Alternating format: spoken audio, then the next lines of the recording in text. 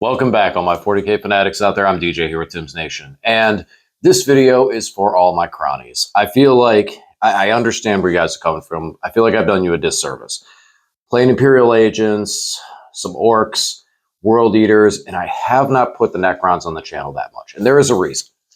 So I traditionally, when I go to a store tournament or any of the any event, in fact, even GTs, I don't like to take the same list twice. So granted, yes, there is a lot of different things I can do with Necrons, but a couple of things. One, I want to give Lane different things to play into so he can practice as well with the different armies he plays, especially since he lost Death Watch. And being able to try out these, play these different armies and try them out. At the same time, I do like to try to bring a different army. Typically in the past, it was different because I would just have Grey Knights and Necrons I was running off of. And now that I've collected a lot more armies, it switches up. Plus, with the combination of what Lane and I have, it can be, there's a lot. There's a lot that can be played. And there's a lot of things I'd like to do with Necrons. I've been very high on the Obeisance Phalanx, which is something you'll start seeing in the coming months. I'm going to be doing a lot more work with Necrons. Some of it is that I got a good base scheme, so I'm going to bring them out and start working on them. Second is I've basically run through every army that I would play competitively in a row. So I've played Canoptic Court twice, and I've played Grey Knights. I played Grey Knights second most. I played Necrons quite a few times. Now that I think about it, I'm just thinking one event that I've taken Necrons to twice. But a lot of other events I've taken Necrons to, and I've had some good runnings of some good high finishes. I'd still say Grey Knights is probably my strongest finish with those guys. Something about that army clicks, and that's kind of one of the things that takes me away from Hypercrypt, is I like the Grey Knights way of doing teleporting better. And if you haven't figured that out by now, this is going to be a video for the Cronies, and we're gonna talk about some data sheets. I'm gonna ramble for a little bit about this, but ultimately we're gonna get to the Catacomb Command Barge, which is something I want to talk about today. But I wanted to let you guys know, especially my Cronies out there, massive support. I have a massive Necron army that I'd love to play every single day, all the time. But I want to also give different scenarios for other armies. You know, there is like the Votan of the Death Watch that Lane playing the Death Guard. He's got a good Necron matchup. He knows them pretty well. But there's some other stuff to be able to run in, and I'd be doing him a disservice as well as a disservice to everyone on the channel if we didn't run some of these other armies and factions and bring them here. So in the coming months, I am going to start splashing some Necrons on the table. There's some stuff I want to switch up and see. And with the data slates that we're supposed to be hearing in December, I know most of it's just focused around Death Watch, but there might be a couple of things that might happen with Necrons, especially because of one change that we saw just recently in the FAQs that came out. And that's where it kind of goes into this whole segue of the Catacomb Command Barge. Because this change, the Catacomb Command Barge is a unit that feels like it's incomplete, that it feels like it's missing one critical thing. And at this time now, it's become two critical things, I guess you could say, because they've changed something. So recently in the Obeisance Phalanx, we got the change from the word Overlord to Noble as far as the detachment ability. The attachment ability is when one of your now Noble, Lich Guard, or Triarch units targets the unit that you select at the beginning of the battle round or beginning of your turn, they get +1 to wound. So before it was Overlords, not Nobles. So any unit that was joined by a Overlord, which is now Noble, and I'll refer to it as that for the rest of this, any unit that's now a Noble, that unit gets the buff. So you attach a Overlord, which has the Noble keyword, Emotech, who has the Noble keyword. You attach them to Warriors, and now the Warriors get +1 to wound. Okay. So the biggest thing that fixes right now, as someone brought up to me, was Emotech. Emotech is not an Overlord. So taking this detachment and taking Emotech, you gain nothing. You actually, it's perched you for taking Emotech over taking a standard Overlord. And that obviously was probably an oversight. So instead of giving Emotech the Overlord keyword, which I don't see why that wouldn't have been an easier fix, they switched it over to Noble. Changed the detachment to Noble. The Royal Warden, I thought he had Noble. He doesn't. So he doesn't get it. So the only thing I'm seeing originally from this, and correct me if I'm wrong, is we've gained Emotech. But one unit that this detachment should be a detachment for it, that it should function in, is the Catacomb Command Barge. But it doesn't. Not only does the Catacomb Command Barge, which is piloted by an Overlord, which in previous editions was a transport chariot for an Overlord, which I always envisioned like Dragon Ball Z, Frieza's chariot that he was riding around in. That's what the Overlord was riding around in, and it would just leap out of it, straight up Dragon Ball Z style, and start fighting. But yeah, it was an Overlord. Yeah, it could be a Lord, but we've discontinued the Lord. He doesn't exist in the Necron army. So if the Lord's gone and he's piloted by a bipedal Necron character that's an overseer of some sort, then he's an Overlord. Okay. Doesn't have the Overlord keyword. Now, because we've changed obeisance to Noble, for him to actually fully function, he would have to gain Overlord and Noble keyword, where before just give him Overlord. Or add that's it. It bothers me. And it bothers me a lot because right now, the Catacomb Command Barge, it isn't a bad unit. It's 120 points. You have damage reduction for any weapon that's higher strength by 1. So it's coming in toughness 8. So the big high damage guns, if you're strength up, you have to be strength 16 to wound this thing on 2s. If you're shooting a strength 16 weapon at this thing, then you're not shooting the strength 16 weapon at something else. But then you're wounding it on 2s, which -1 it would take up to 3s. Most of the time, you're going to be wounding this thing at best on 4s. And because of the toughness 8, there's going to be some 5s in there.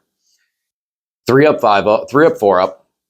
3 up a little desired. Would like to have seen a 2 up on something like this, but okay, 3 up. I felt the 3 up, 4 up pain, where it's just AP1 already takes you to that 4 up. And even when you're making 3 up saves, those 2s hurt. Those 2s really hurt, especially on a 9 wound vehicle. Now, he does have reanimation protocols so he can heal himself. And if he's near a reanimator, heal more, but that's kind of the limit for him. There is not really any way. I mean, Canoptic, you can charge, I guess, and trigger the reanimation protocol, but I'd have to look that up. That might only be Canoptic units even. But there's not really an extra way to trigger the reanimation for him. But he can trigger the reanimation for others in a very unique and interesting way, which I do like him a lot for, and that is his Resurrection Orb. Since he's not with a unit, he doesn't have a unit to target. So he can target a friendly Necron unit within 6 inch. He targets a friendly Necron infantry unit within 6 inches, or mounted. So the bikes and destroyers too. So you can target the destroyers as well, because they're something that normally can get hit with a Resurrection Orb, so it's not surprising. But the Tomb Blades and the destroyers are both mounted units, so you can hit them. And it's for D6. What's really nice about this is that you can use it at the end of any phase. So this is one that I'm kind of toying with in Hypercrypt, and so I know I said I love the Grey Knight Hypercrypt teleporting. There's something interesting that I found in the last game that I played with the Hypercrypt against Lane, and that was an all death marks list. That all death marks list, there was one moment where I was able to take the squad, pick it up with the reanimator, with the barge, and drop them back by each other, end of the phase, use the end of the movement phase, use the Resurrection Orb on the death marks, hit them for D6. Then the Reanimator's nearby, and it hits them for another D3 plus 1. So that whole squad, and I mean, it's just regular D3. Excuse me, not plus 1, but just the regular D3. So that squad ended up coming back to full strength because it also had a reanimation at the beginning of the phase as well, because it spent a command point to reanimate while we were in reserve. And that was it. And then the squad ended up being back at full health and was able to go back into the game. So I want to mess with that some more with some other things, other units per se that can do that in things like Lich Guard. Lich Guard come in at 170 points for 10. Things like I honestly, with the Lich Guard, I want to try and switch over to Spears for a bit. We got this 4-up invulnerable save. Okay. So if we're in cover, we're treating AP2 as AP1. It's pretty easy to get covered this game. You can put a model or two in cover while you're moving up the board, even half the squad too. So AP2 is now kind of becoming AP1 because you have cover. You have that 4-up save. If you had the regular Lich Guard, you have that AP1, they're in cover, but they're still going to that 4-up invuln. It's a 4-up save either way. And the Spears, while they lack attacks, I feel like out of the obeisance failings, might be able to push a little more through there with more accurate damage. The +1 to wound is really nice, especially with those Spears, to be able to punch up. So I've considered going over to those guys for a bit too, and to be able to pick that squad up, bring it back to a Catacomb command barge. After it fights something, it lands, sticks a charge on a 9-inch, hiding behind a wall, destroys something, then gets smacked, pick it up, bring it back to the barge and heal it up, and then send it back in the next turn. Because of Hypercrypt, I can pick that squad up again and do it again. Especially late in the game when you're trying to do secondaries with stuff too, healing up a unit like that, throwing it into a corner to start doing a secondary or take an objective to keep an objective, your opponent starts running out of resources going, okay, I can't deal with that 10-man of Lich Guard that just came back. Toughness 5, -1 to wound, all that jazz. This would be so that's something I've been considering with them. Probably take a 10 of each, honestly. Two 10-mans, only 170 points. Yeah, I need an Overlord onto them, but so what? That's not that big a deal. Yeah, they're not picking up turn 1 and dropping down because they don't have deep strikes, so they can't walk on, and I can spend a command point and drop one of them in within 3. I can do that.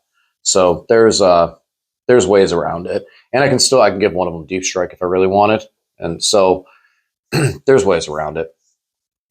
But the Catacomb command barge, it has that real nice ability to heal. The 3-up, 4-up at long range when it's playing defensively like that, it can definitely help it survive. If you're doing Awakened Dynasty, you can give it a 4-up, feel no pain.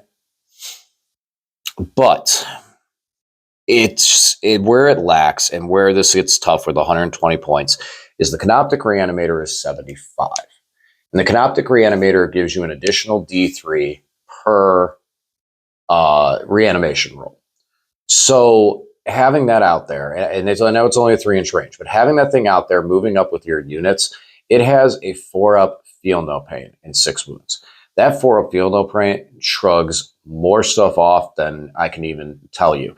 And out of Hypercrypt, which is what we're discussing too, it's a vehicle. Give it a 4-up invuln. I was just boom, 4-up invuln. Okay. That makes that thing 4-up, 4-up. That thing's a pain to kill. Most opponents will be able to take it down. It's not invincible. But they're going to have to dedicate so much more than they want to take that thing out. And if you're using that to complete like a sabotage or something, I like Reanimators back on the menu, especially with stuff like this with the Catacomb Command Barge.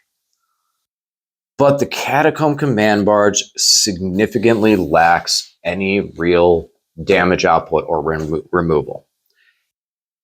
It has either a Gauze or Tesla cannon and the Staff of Light or the Overlord's Blade. So I've run both. I've run one with a Staff of Light and a Gauze cannon, and one with the Overlord's Blade and the Gauze cannon.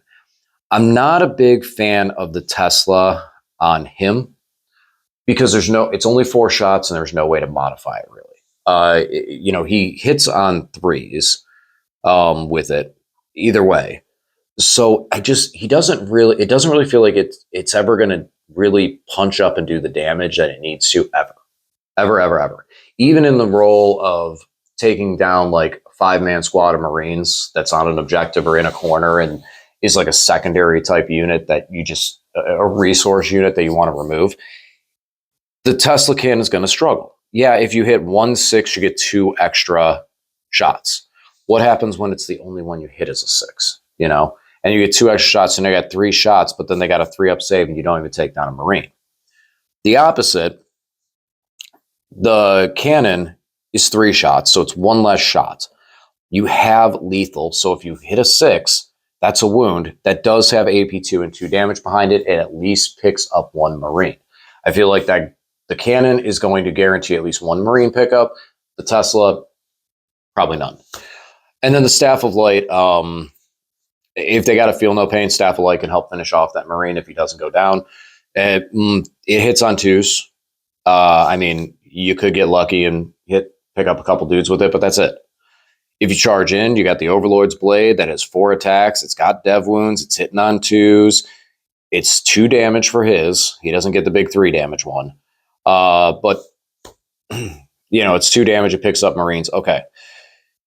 None of that is really that impressive, strictly because there's no way to modify it.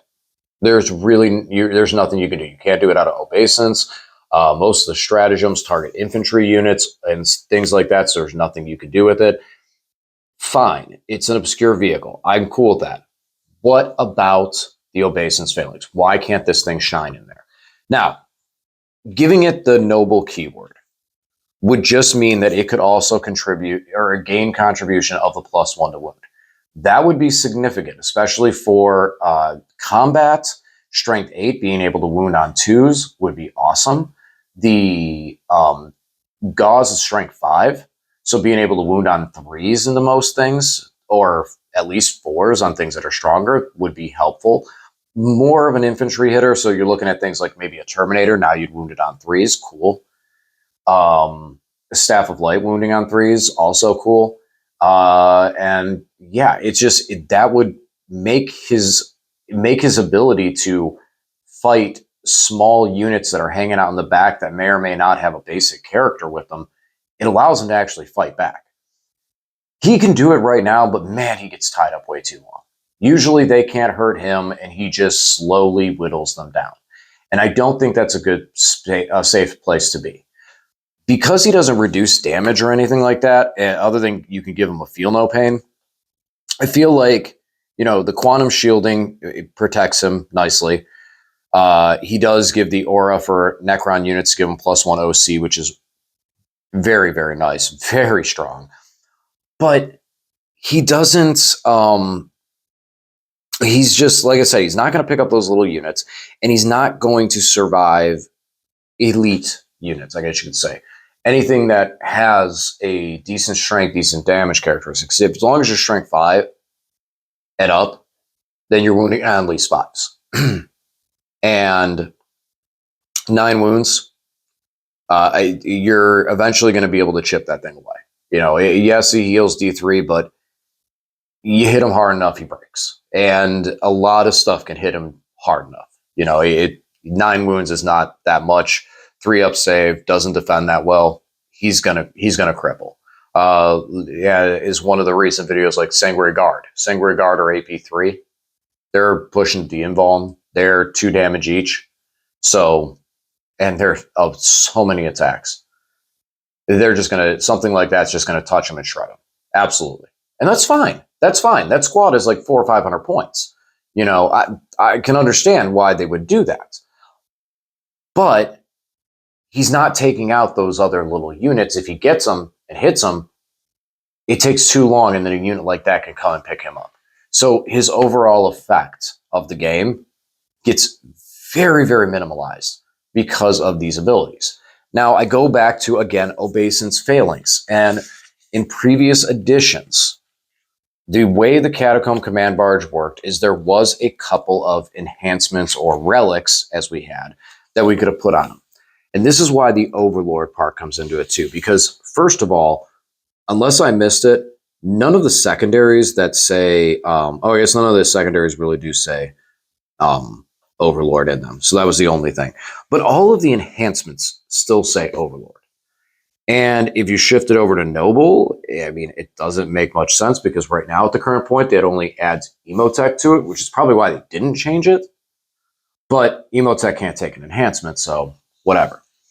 But look into this, okay? Overlord model only. Let's say this wasn't, or we give the Catacomb Overlord, or we change these all to Noble. Each time the Barrage unit destroys an enemy character unit, your opponent loses 1 command point if they have it. Okay, not the greatest one to start off with, honestly, but not necessarily one that we really take anyways. I take it every once in a while when I have the extra points. I'll put it on a unit and go, cool, if this unit takes out a character unit, you lose 1 CP. Typically, most players will just spend that. If they have 1 command point, they will spend 1 command point. But what's nice is when you go into somebody who has 2 command points, they either A, are going to spend both their command points right there so they don't lose it, or B, they're not going to spend any command points as they would normally have, because basically any strat they spend is going to cost them 2. Because if I take out that unit, if I do destroy that character, now you lose that command point you're trying to defend. So cool ability, like I said, it's if I have the points, that's when I take it. Unflinching Will. The Bearer's melee weapons have precision and anti-infantry 5 up. That would be nice to take on him. Honestly, that would be very nice to take on him. You have, is it game breaking? No, but it would work because now he has 4 attacks that have precision. So he can go in and hunt characters, which is a big thing about this detachment. He can go in and hunt characters in close combat. And his 5s are devastating wounds now. That would be an efficient dude for punching units. On top of the fact, anti-infantry, so he just hits his quads anyways for that 5 up. But because he has precision, and most characters are going to be infantry that we're going into with this, yeah, that's not too bad. You can really beat up a character or an injured character for that matter. Warrior Noble. Each time a melee attack targets the bearer's unit, subtract 1 from the hit roll. Would be worthless. Each time a melee attack targets a bearer's unit, I mean, you give him -1 to hit. You give him -1 to hit in combat. Okay, I guess it's not worthless because it does say the bearer's unit, so it is his unit. So he would be -1 to hit him. So, okay. I think that one is relatively cheap too. So, not terrible. You can give one -1 to hit, and give it the full combat profile. It's not going to have all the cool precision stuff that we talked about with precision and 5 up. But now you're more durable, so when those other big things hit you, you might be able to wall them for a little longer. Eternal Conqueror. Overlord only. Each time a model in the Barrage unit makes an attack that targets an enemy unit within range of an objective marker, you can re-roll the hit roll. So, obviously, this one especially would just be better on a unit entirely, not a single model. But it would work. I mean, it's not broken. Like, the one key thing is that none of these abilities have to change to make sense going on the Catacomb Command Barge. None of them are broken. None of them mess with anything. They fit. They fit perfectly. For me, I personally like Unflinching Will. The bearer, because it is the bearer's weapons. So if you take this on an overlord, on a regular overlord, first of all, you're not taking one of the other enhancements. And second, you're not getting that same output, I guess, because now you are, one, the Catacomb's going to be faster, just based on its move. That's a big part of it. And 2, with the squad, if you're fighting a good combat unit, and your squad, like Immortals, like I typically take with mine, or Lich Guard, get smacked, then he's just going to, I mean, I guess I take that back. It does kind of work with him the same, but there are other enhancements like the -1 to wound -1 to hit, which do so much better on something like Lich Guard, and the especially the reroll the hit rolls on an objective marker unit. That's amazing on Immortals. That's just crazy. You have a 1 command point strat that you can hit the Immortals with to give them critical 5s. So Tesla Squad that has reroll hits that's critting on 5s. Whew, that's a bucket of dice right there. So I guess when it comes down to it, it's just like those two are higher up the priority chain. But when you have points left over and it comes to the CP gain or CP reduction and precision on a Catacomb, which the Catacomb now can get +1 to wound because of the obeisance phalanx. Now we're looking at a 120 point model that seems like it could make a little more sense and could be more useful. Right now, none of that is the case. We cannot take, we can't use that Catacomb in that same fashion in the list. And I wish it was. I hope that that's going to be something on the horizon as far as a change is concerned. Now, to not end so disparagingly, like I was talking about before, I do like them out of Hypercrypt.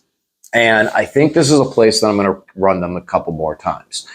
So one thing I like about Grey Knights is how strong I could play a secondary game. It gets to a point where it's basically it falls into a category of, okay, I pick 3 units, I pick them up and put them in my hands. I look at the table. I go, I draw my secondaries. I go, okay, with these 3 units, what do I do? How do I score these points? And Hypercrypt, a lot of people have run Catans out of them. And we've seen this a lot. And one of the big issues that's moving forward with Hypercrypt is if you pick a unit up on turn 1. And this is the explanation. I've seen this discussed in many, many groups. So here is basically the consensus until GW tells us different.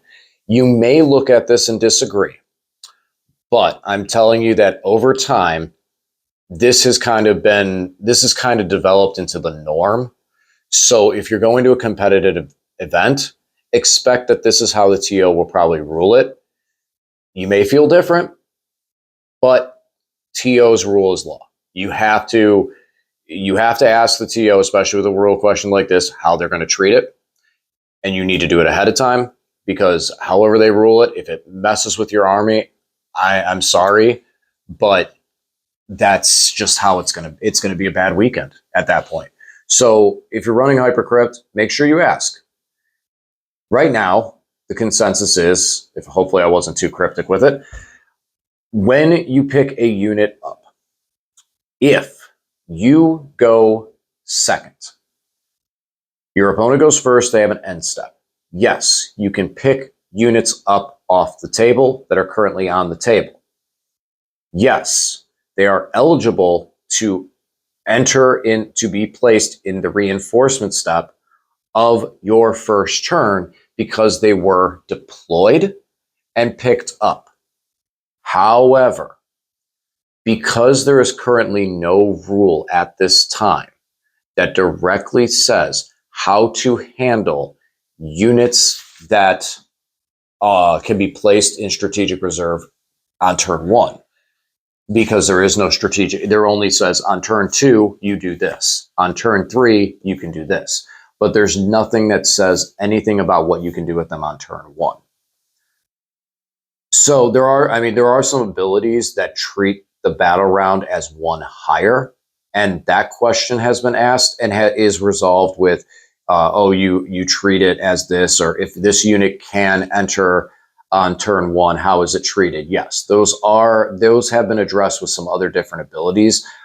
But because this unit physically has to use the strategic reserve rules to enter play, they're not touching it. It isn't covered directly in an FAQ. And I've looked for it for a bit. It's not there. But the general rule consensus is those units cannot enter play. You can spend 1 command point and use Cosmic Precision to place a unit on the field still that did not have Deep Strike. That is acceptable. That is widely accepted as a way you can do it. But with deep striking units, they can come in. So things like the death marks, which have deep strike, can get placed after being picked up. Transcendent Catan has the deep strike keyword, so it can get picked up and deep struck down. These are units that have deep strike as part of their abilities. Hexmark Destroyer is another one. So using units that have the deep strike capabilities, there is a lot of little options for ways I can bring units in. Typically out of Grey Knights, I would have things that would come on in Deep Strike that I put in reserve. There may be stuff I just put into strategic reserve and walk it on turn 2, or spend a command point and drop it 3 inches away. But for the most part, I want to utilize some more Deep Strike, probably go down to 20 death marks from the 30, and the Catacomb Command Barge healing and sending stuff back in there. And just really being able to harass people while scoring secondaries might be light on my primary game at first, but try to pick the primary game up late after I've been able to harass and do some damage to then push through later in the game. Not a ton of heavy damage dealers in the army, so a lot of it is going to be just trying to stay at range, hit, and remove what I can as I'm going. Similar to what I do with Grey Knights, because my range is like 24 inches with stuff, but it's very weak aside from the Dread Knights. So I'll probably have one, same with the Dread Knights, a couple of big things that can hit, but nothing crazy. And all in all, though, it's trying to play off the Catacomb Command Barge and throwing stuff back, reanimate it, throw out the reanimator, have some reanimators in there for that same healing aspect. I'm thinking 2 barges, honestly. And then later in the game, those barges can get picked up, come on from strategic. They have a 10-inch move. They can do secondaries. They're 120 points for doing secondaries. So I have 2 of those, 2 reanimators, 75 points, and those guys can do secondaries and still heal.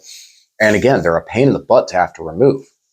So with things like that, I just want to rush everything else in there. I may go double, like I was talking about with the Lich Guard, doing a 10-man on foot and a 10-man, I'm sorry, they're both on foot, a 10-man with shields and a 10-man with spears, and giving one of the squads deep strike, and being able to pick that squad up and deep strike it down. So having things like that, so I can pick them up on turn 1, drop them in, and go, I'm going to try and go for a 9-inch charge here. So, and then also because they have deep strike, I could put them in reserve and rapid ingress them. So that's another critical point with them. Flayed ones have infiltrate, not deep strike, so they can't do that. But other things like Triarch Praetorians down to 120 points, they have deep strike. I probably won't run them in this list. The Hexmark, like I said, I looked at the Catacomb. Yeah, he doesn't have that. The Transcendent Catan has deep strike, and I think no, he doesn't. He just has a second defensive ability. Yeah, but the Transcendent Catan has deep strike, so he is safe. He's expensive, but he is safe, and he's something else you can pick up and utilize with this army. Otherwise, not very much else has deep strike. I don't see. Obviously, the Ophidian Destroyers have deep strike. Don't typically like running them in this because you're paying the points for a unit that can up down in an army that can up down. So that's just me. That's just my personal preference and belief behind that and feelings towards it. And then obviously the Monolith can deep strike. The Obelisk can deep strike, and the Obelisk is getting significantly reduced in points. Do not be surprised if in the near future I actually try to put the thing on the table. I think that it is almost playable. My biggest thing is again, out of Hypercrypt, because you have access to the 4-up invuln. It's towering though. Does that 4-up invuln? No, because you can do it to a Monolith. That one's okay. There's one of the 2 in Hypercrypt you can't target a Titanic with. You can give it a 4-up invulnerable save. And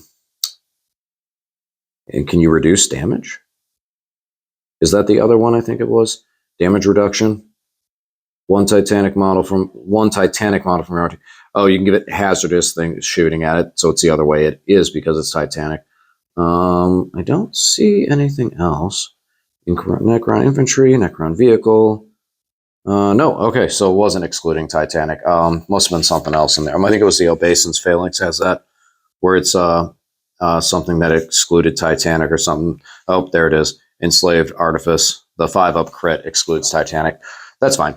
We're looking at the Obelisk, giving it a 4-up invuln. It's got 2-up save, 24 wounds, toughness 13. So it breaks a lot of those key little barriers, having a high wound count and the toughness 13, which makes it a little more durable than some of the other big stuff, just because there are weapons that go strength 12 and are going, okay, cool, I wound on 4s. No, now you're wounding on 5s. But the fact, I think the thing is down to like, I can't remember. I'll post it up here in a sec. I'll post it up right here how many points it's down to. I don't remember, but it's down low. It has deep strike. It could do mortal wounds to a flyer, but also there's the fact until the end of it, have the move characteristic.